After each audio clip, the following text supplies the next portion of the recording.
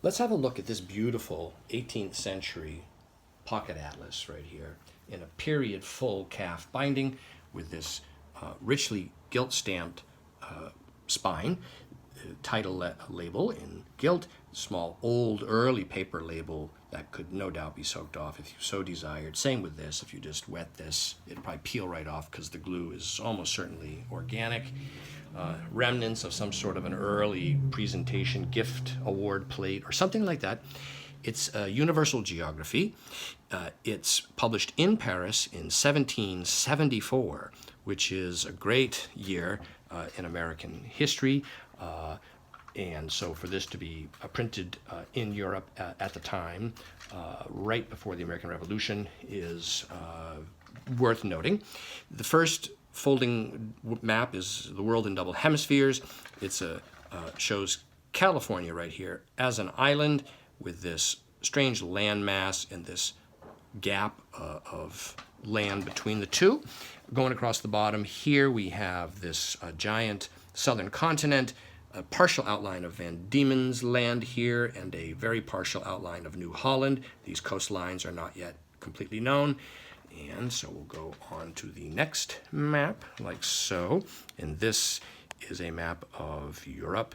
One of the things that is true of many of these 18th century gazetteers and grammars and geography type books, pocket atlases, so to speak, is that the maps contained within them are often variant.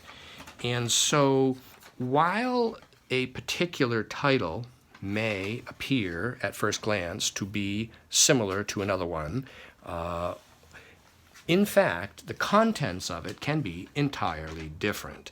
And really often the only way to know this is to have it in your possession and open it up and start looking. And I have learned this over years by handling dozens and hundreds of these types of gazetteers.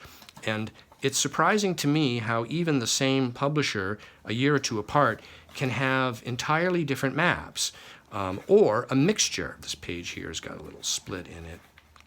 And so that's probably worth pointing out because it wouldn't necessarily be apparent or obvious at first glance to somebody who has not seen a lot of them that a similar title or a similar author does not mean the same maps. And in fact, chances are, if you had a collection of these types of 17th, 18th, and early 19th century world gazetteers, you would find that the vast majority of them would all have different maps. And so this one here, the British Isles, is typical. There's always some little tiny corner issue. This is why a lot of times maps have blank margins trimmed narrow down at the bottom to facilitate this type of folding up within the atlas. These maps in this particular version display a very nice folk art quality to them. I'm going to try to catch all of them. Here's Poland. That's a nice map. That's no doubt a scarce map. But it will be collated in more detail in the listing. So when you are looking at this listing, we will have counted each map and listed it. And so here's Greece like this. There's quite a number of them in here. Okay. And let's see, oh yes, here's Asia. And it's worth pointing out on this map here, a couple things that strike me right offhand. First is the shape of Arabia right here. It's very dramatic. And also here above Japan, we see this Company's Land, which is a apocryphal landmass that's unknown or undefined here. As typical, it actually is a geographical misconception. And this one here is Turkey and Asia, which is basically the Holy Land in the Mesopotamia Valley, like so.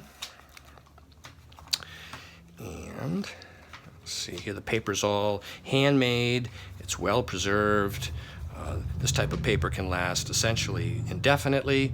Oh, that's a nice map of Africa, given that it was made from pulped rags, cloth, linen, and so it's not from paper stock. That's a great, charming little miniature, near miniature map of North America and South America. Look at this depiction of California as an island with these long inlets at the top. Okay, and let's see here, I think that, yes. So what that does is it brings us to the extensive index that's found at the rear, like so. And this very nice pocket gazetteer is available now online from me, Brian DiMambro.